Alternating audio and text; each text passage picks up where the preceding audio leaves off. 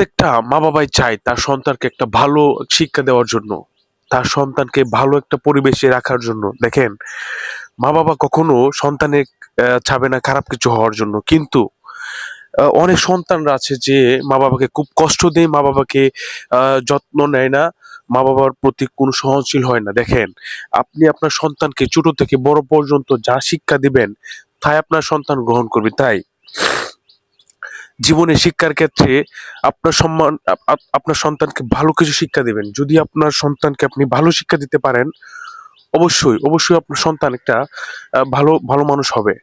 দেখেন, যদি ছোট থেকে বড় পর্যন্ত আপনার সন্তানকে ভালো শিক্ষা দিতে পারেন, আপনার সন্তান বড় হয়ে আপনাকে যত্ন করবে, আপনাকে সম্মান করবে, আপনাকে দেখাশোনা করবে।